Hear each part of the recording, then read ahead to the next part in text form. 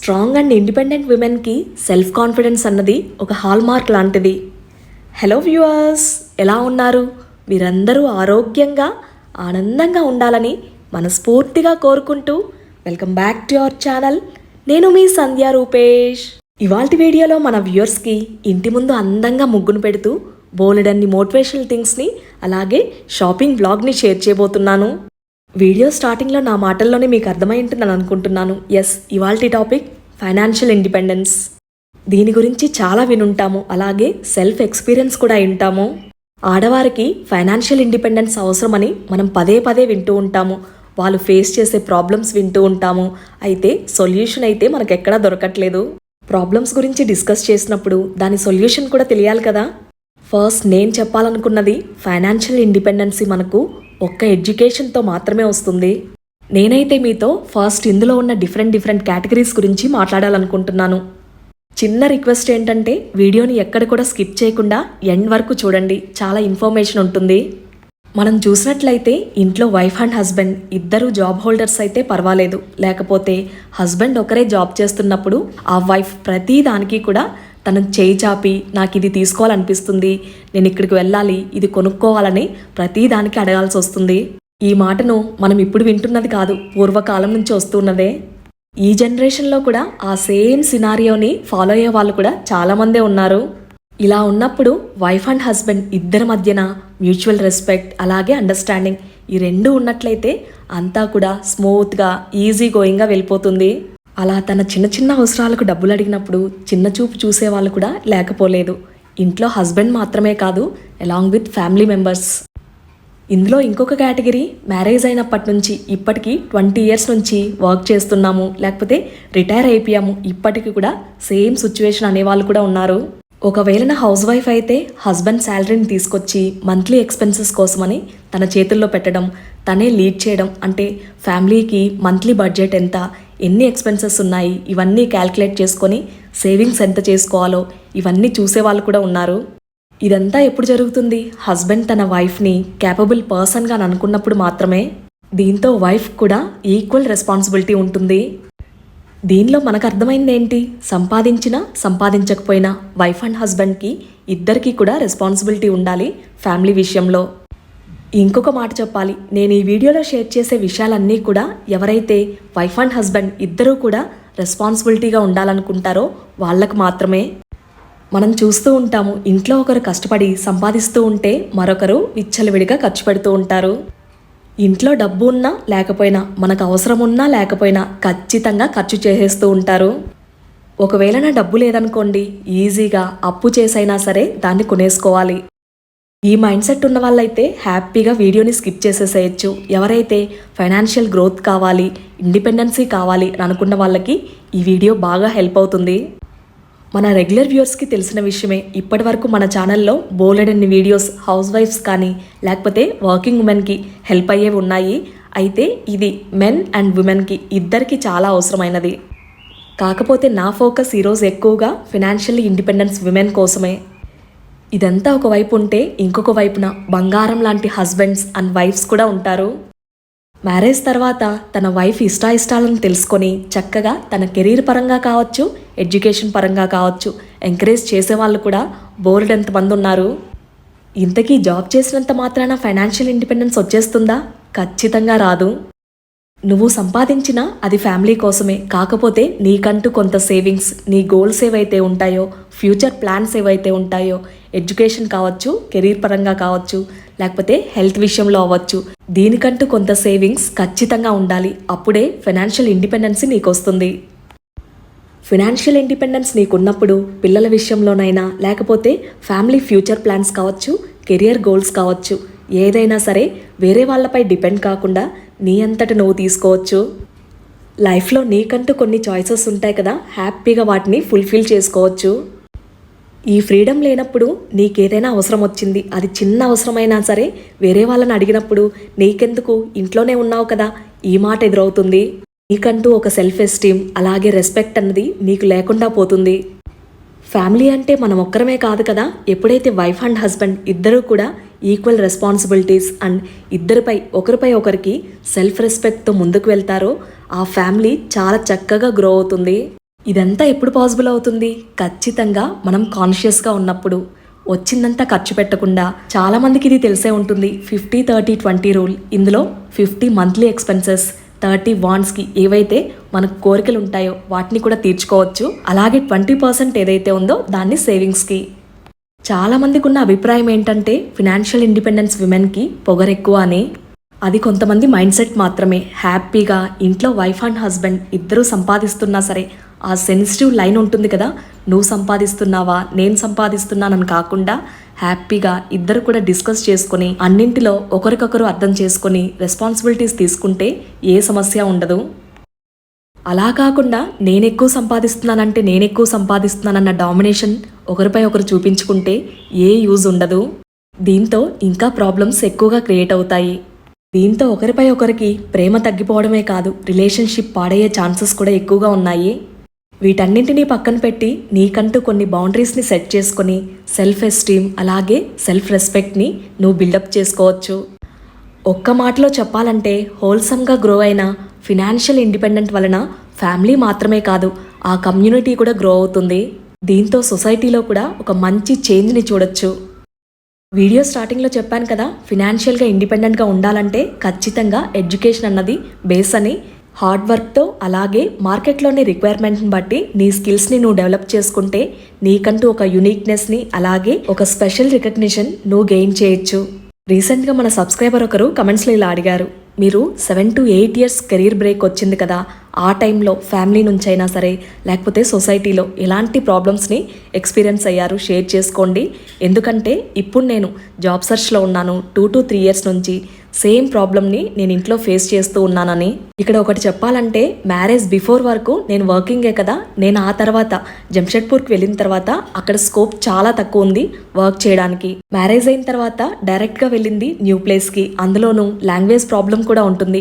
ఇవన్నీ అడ్జస్ట్ అయ్యేలోపు నీహా కూడా పుట్టింది 1.5 yearకి. లైఫ్లో ఎప్పుడు లర్నర్గానే ఉన్నాను. హ్యాపీగా బేబీ వచ్చిన తర్వాత తనతో బిజీ అయ్యాను. తన స్కూలింగ్ ఇవన్నీ అయిన తర్వాత ఇక బెంగళూరుకి షిఫ్ట్ అయ్యాం కదా. సో ఈ గ్యాప్లో అయితే ఏదైతే కెరీర్ బ్రేక్ వచ్చిందో కొద్దిగా ఫీల్ అయ్యేదాన్ని, ఇలా చదువుకొని కూడా జాబ్ చేసి మరీ ఇంట్లో కూర్చొని ఉన్నానని. కాకపోతే అది నాకు మాత్రమే ఉండేది, కానీ ఎక్కడ కూడా రూపేష్ ఎప్పుడు నా మీద చూపించలేదు అండ్ ఆ ప్రస్తావన కూడా రాలేదు. అండ్ అన్నింటికి మించి నేను ఎప్పుడూ ఖాళీగా లేను. ఆర్ట్ వర్క్ ఉంది కదా, ఆర్టిస్ట్ ఎప్పుడూ ఖాళీగా ఉండరంటారు. హ్యాపీగా నీహా బేబీగా ఉన్నప్పుడు కూడా నాకు ఫ్రీ టైం దొరికినప్పుడు క్రియేటివ్గా అండ్ యూనిక్గా ఏదో ఒకటి చేసుకునేదాన్ని. హ్యాపీగా తెల్లవారుజామునే పూజను చేసుకునేదాన్ని. అక్కడ దొరికిన పువ్వులతోనే, ఎక్కువ పువ్వులు కూడా దొరికేటి కాదు అక్కడ. మిగతా ఫ్యామిలీ మెంబర్స్ కానీ లేకపోతే చుట్టుపక్కల వాళ్ళు కానీ ఇంకా సొసైటీ ఏమనుకుంటుంది అన్నది పక్కన పెడితే నీకు నువ్వు ఏమనుకుంటున్నావు, నీ గురించి ఏం ఆలోచిస్తున్నావు, ఎక్కడ కూడా నీ ఎస్టీమ్ని తక్కువ చేసుకోకూడదు. సింపుల్గా చెప్పాలంటే లైఫ్ ఎప్పుడూ కూడా హోప్ మీదే నడుస్తుంది.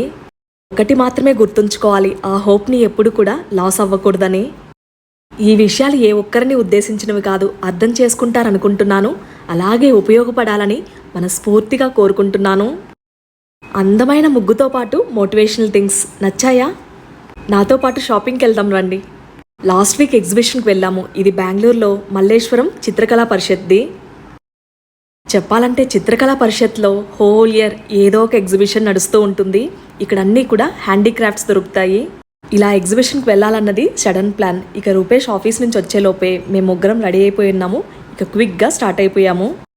ఎగ్జిబిషన్ క్లోజింగ్ టైమే 7:30 అని మెన్షన్ చేస్తున్నారు. మేము అక్కడికి వెళ్ళేసరికి 6:30, 6:45 అయింది. బెంగళూరుకి షిఫ్ట్ అయిన తర్వాత ఒక 2 to 3 times విజిట్ చేశాను ఈ ప్లేస్ని. వన్స్ కనిష్క వచ్చిన తర్వాత అస్సలు కుదరలేదు. ఆ తర్వాత నాకు తెలిసి ఇప్పుడు ఆల్మోస్ట్ 3 years అయిపోతుంది ఇక్కడికి వచ్చి. వెళ్లే ముందు అనుకున్నాను ఈసారి కిచెన్లోకి కొన్ని న్యూ ఐటమ్స్ తీసుకోవాలని. కాకపోతే ఉన్న తక్కువ టైంలో ఎక్స్ప్లోర్ చేయడానికి అలాగే ఎలా ఉన్నా ఏంటని మీకు కూడా చూపించాలి కదా, షూట్ చేయడానికి టైం సరిపోయింది. చూస్తున్నారు కదా డిఫరెంట్ షేప్స్ అండ్ డిజైన్స్లో ఉన్న ప్లేటర్స్ని. ఇవైతే చాలా వెయిట్ ఉన్నాయి బాబోయ్, అసలు ఎత్తలేకపోయాను. పర్సనల్గా నాకు సెరామిక్స్ అంటే చాలా ఇష్టం. ఇక్కడ చూస్తున్నారు కదా కనిష్క అయితే ఫుల్ హ్యాపీగా ఉందన్నమాట. ఫస్ట్ టైం ఈ ప్లేస్కి రావడం తనైతే. నిహా అయితే 2-3 సార్లు నాతో వచ్చింది, కానీ తినైతే ఫస్ట్ టైం. ఇప్పుడు నేను చూస్తున్నది స్టార్టింగ్ ఫస్ట్ షాప్ అనమాట. ఎంటర్ అవ్వగానే ఉంటుంది. కిచెన్ క్రాకరీ నుంచి ప్లాంటర్స్ వరకు అన్నీ సిరామిక్స్వే అనమాట. ఎంత బ్యూటిఫుల్ కలెక్షన్ ఉందో. రెగ్యులర్గా టీ కప్స్ కానీ గ్లాసెస్ కానీ యూస్ చేస్తాం కదా, ఈ డిజైన్ అయితే కొంచెం యూనిక్గా అనిపించింది. అండ్ ఇవి సెట్ ఆఫ్ 4-6 కూడా ఉన్నాయి.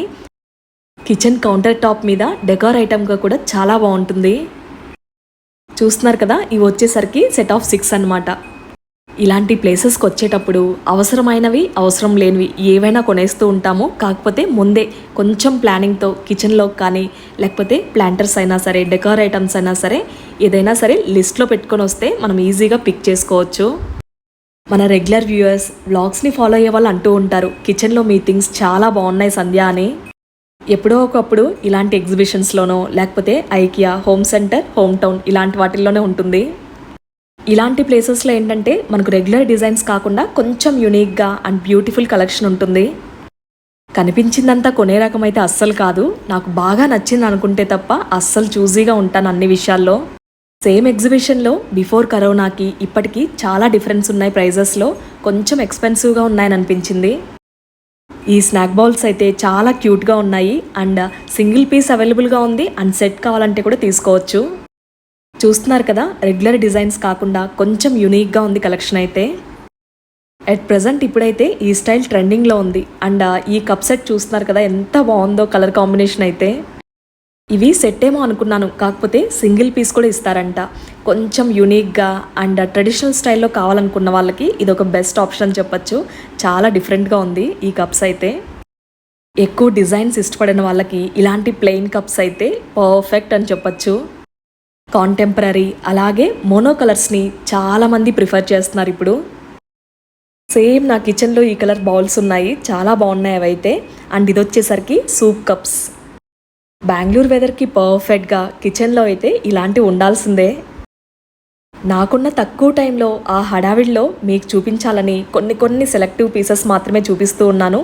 కాకపోతే ఇక్కడ హ్యూజ్ కలెక్షన్ ఉంది. సర్వింగ్ బౌల్స్ కూడా అద్భుత. అండ్ ఇక్కడ వచ్చేసరికి ఇవన్నీ కూడా ప్లాంటర్స్ అన్నమాట, సెరామిక్వి. Different textures, different colours, different shapes అలాగే సైజెస్ ఎన్ని ఉన్నాయో అసలు. ఇక్కడ నేను కొన్ని ప్లాంటర్స్ని అయితే తీసుకోవాలనుకున్నాను. కాకపోతే అన్నిటినీ ఎక్స్ప్లోర్ చేసి ఇక్కడికి వచ్చేసరికి షాప్స్ అన్నీ క్లోజ్ అయిపోయాయి. కొన్ని ప్లాంటర్స్ డిజైన్ చూద్దామా. ఇవి చూస్తున్నారు కదా, డిఫరెంట్ షేప్స్లో ఎంత క్యూట్గా ఉందో. ఈ పిస్తా గ్రీన్ ప్లాంటర్ వచ్చేసరికి మనకు సెట్ ఆఫ్ 3 వస్తుంది. డిఫరెంట్ సైజెస్ కూడా ఉన్నాయి. కిచెన్ రిలేటెడ్ దగ్గర నుంచి ప్లాంటర్స్, జ్యువెలరీ అలాగే హోమ్ డెకర్ అన్నీ ఉంటాయి ఇక్కడ. ఆక్సిడైజ్ సిల్వర్ జ్యువెలరీ కలెక్షన్ అయితే చాలా బాగుంది ఇక్కడ. అండ్ ఇక్కడ చూస్తున్నారు కదా, ఈ నెక్ సెట్స్ అన్నీ కూడా బ్యూటిఫుల్గా ఉన్నాయి. స్టోన్స్ వచ్చి, కొన్ని పింక్ స్టోన్స్ వచ్చి చాలా బాగున్నాయి అసలు. అండ్ కొన్ని ఇయర్ రింగ్స్ని అయితే ఇక్కడ ట్రై చేస్తూ ఉన్నాను. అన్నీ కూడా స్టేట్మెంట్ పీసెస్ ఉన్నాయన్నమాట. అక్కడ ఒకవైపు క్లోజింగ్ టైం అయిపోతుంది, ఇక్కడైతే నేను ఆరాంగా ట్రై చేస్తూ ఉన్నాను ఇయర్ రింగ్స్ని. చాలా బాగున్నాయి కలెక్షన్ అయితే. ఆల్మోస్ట్ మీరు చూసే ఉంటారు, చాలా తక్కువ ఇలాంటివి పెట్టుకోవడం. కానీ ఈరోజు ఇక్కడ కలెక్షన్ అయితే చాలా బాగుంది. న్యూట్రల్ కలర్స్ కదా, హ్యాపీగా శారీస్ మీదకైనా లేకపోతే డ్రెస్సెస్ మీదకి, లాంగ్ ఫ్రాక్స్ మీదకైనా సరే బ్యూటిఫుల్గా ఉంటుంది. ఇక్కడ చూపిస్తున్న కలెక్షన్ అంతా కూడా హ్యాండ్మేడ్ అన్నమాట. చాలా బాగున్నాయి అసలు. జ్యువెలరీ కలెక్షన్ చూసిన తర్వాత ఇక ఆ తర్వాత పక్కనే దోహర్స్ అని లేకపోతే క్విల్స్ అని ఇలాంటి బెడ్డింగ్ సెట్స్ మొత్తం కూడా ఇక్కడ అవైలబుల్గా ఉన్నాయి. ఇవి చూపించే వచ్చేసరికి 100% కాటన్ అన్నమాట. ఈ బెడ్షీట్స్ అన్నీ కూడా బ్యూటిఫుల్ ఫ్లోరల్ ప్రింట్స్తో ఉన్నాయి. కాటన్ బెడ్షీట్స్లో కూడా ఆ క్వాలిటీ అండ్ సాఫ్ట్నెస్ని బట్టి ప్రైస్ రేంజెస్ ఉన్నాయి. మనకు ప్రైస్ రేంజ్ వచ్చేసరికి 800 నుంచి స్టార్ట్ అవుతుంది. ఇక్కడ చూపిస్తున్న వచ్చేసరికి జైపూరి కాటన్ అన్నమాట. మొత్తం కూడా అదే ప్రింట్ ఉంటుంది. కలెక్షన్ అయితే చాలా బాగుంది. వీటి ప్రైస్ వచ్చేసరికి అరౌండ్ 1200 to 1300 ఉంది. అండ్ ఇవి వచ్చేసరికి ఇకత్ ప్రింట్వి. ఆల్మోస్ట్ నా బెడ్షీట్స్ అన్నీ కూడా ఇక్కడ నుంచే ఉంటాయి. క్వాలిటీ చాలా బాగుంటుంది. వీడియో మొత్తం చూస్తూ ఉన్నారు కదా, కలెక్షన్ ఎలా ఉంది అలాగే నేనేం తీసుకుంటానో గెస్ చేసి కమెంట్స్ చేయండి సరదాగా. అక్కడి నుంచి బ్రాస్ కలెక్షన్. అసలు ఈ ఐడియల్స్ అయితే ఎంత చిన్నవిగా ఉన్నాయో, చాలా క్యూట్గా కార్వింగ్స్ అన్నీ కూడా బ్యూటిఫుల్గా ఉన్నాయి. చిన్న సైజ్ ఐడల్స్ అయినా సరే ముచ్చటగా కలగా ఉన్నాయి. మనం చూస్తే లక్ష్మీ అమ్మవారైనా గణపతి అయినా ఇలాంటి వాటిల్లో కూడా డిఫరెంట్ డిజైన్స్లో కూడా ఉన్నాయి. న్యూ హౌస్ కన్స్ట్రక్ట్ చేసుకున్నాము లేకపోతే డెకోర్ పర్పస్గా ఏవైనా కొనాలనుకున్న వాళ్ళకి ఇదొక బెస్ట్ ప్లేస్ అని చెప్పచ్చు. ఇవన్నీ వచ్చేసరికి వాల్ డెకర్ అనమాట. మనకు ఫ్యాబ్రిక్తో అవి కూడా బెనారస్ లేకపోతే డిఫరెంట్ సిల్క్ మెటీరియల్ తీసుకొని ఇలా ఫోటో ఫ్రేమ్స్ లాగా వీళ్ళు సెట్ చేస్తూ ఉన్నారు. ఆ ఫ్రేమ్స్కి మనం కావాలనుకున్న డెకర్ని అటాచ్ చేసిస్తారు. ఇందులో కూడా చాలా వెరైటీస్ ఉన్నాయి. ఇప్పుడు చూస్తున్నది కౌ కదా, ఇంకొకటి వచ్చేసరికి బుద్ధ, లోటస్, ఇలా బోలెడన్ ఉన్నాయి.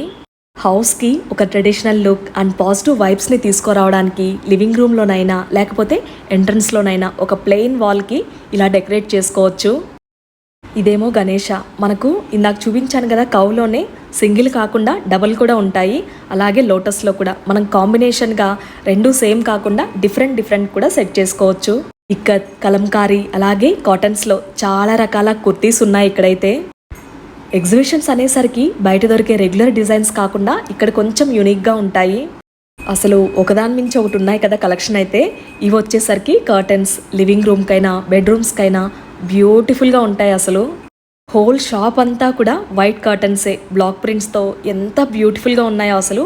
ఇందులో మనకు ప్యూర్ కాటన్ కూడా ఉంది, సేమ్ డిజైన్లో చందేరి సిల్క్తో కూడా ఉన్నాయి. కాటన్ కొంచెం వాష్ చేయడానికి మనకు కష్టమవుతుంది అనుకున్న వాళ్ళు హ్యాపీగా చందేరి సిల్క్ని ఆప్ట్ చేసుకోవచ్చు. ఇవన్నీ కూడా హ్యాండ్ ప్రింట్స్ అనమాట. మనకు వాష్ చేసినా సరే, నేను కూడా యూస్ చేస్తూ ఉన్నాను కదా, అస్సలు పోదు. ఇక్కడ చూపిస్తున్నది వచ్చేసరికి చందేరి సిల్క్. ఇవి ట్రాన్స్పరెంట్గా ఉంటాయి కనుక లివింగ్ రూమ్కి అయితే పర్ఫెక్ట్గా ఉంటాయి. ఇవన్నీ కూడా కంఫర్టర్స్. ఇక్కడ కూడా మనకు కలంకారీ దగ్గర నుంచి ఇక్కత్ వరకు అన్ని ప్రింట్స్ ఉన్నాయి. కలంకారీ బెడ్షీట్స్ వచ్చేసరికి అరౌండ్ 1800 to 2000 ఉన్నాయి. ఇక్కత్ కూడా అలాగే ఉన్నాయి. ఇక కంఫర్ట్స్ విషయానికి వస్తే అరౌండ్ 23 నుంచి 25 రేంజ్లో ఉన్నాయి. ఈ కంఫర్టర్స్ చూస్తున్నారు కదా, 2 సైడ్స్న మనకు డిఫరెంట్ కలర్స్ వచ్చాయి. ఒక్కోసారి ఒక్కొక్క కలర్ని యూస్ చేసుకోవచ్చు. అండ్ ఇవి వచ్చేసరికి beautiful Thanjavur God photo frames చాలా బాగున్నాయి కదా. Antique wooden furniture and brass decor items చూసారు కదా. ఇది ఇవాల్టి వ్లాగ్. మీ అందరికీ నచ్చింది అనుకుంటున్నాను, అలాగే ఉపయోగపడాలని మనస్ఫూర్తిగా కోరుకుంటున్నాను. ఇంకొక చిన్న మాట, ఒకవేళ నా వీడియో నచ్చింది అనుకుంటే గనక లైక్ చేసి మన ఛానల్ని సబ్స్క్రైబ్ చేసుకోవడం మర్చిపోకండి. మీరిచ్చే లైక్ ఎప్పుడూ కూడా వృధాగా పోదు, అది ఇంకో 10 మందికి ఉపయోగపడుతుంది. అందరూ బాగుండాలని మనస్ఫూర్తిగా కోరుకుంటూ మళ్ళీ మీ అందరికి ఉపయోగపడే ఒక చక్కటి వీడియోతో మీ ముందుకు వస్తుంది మీ సంధ్యా రూపేష్.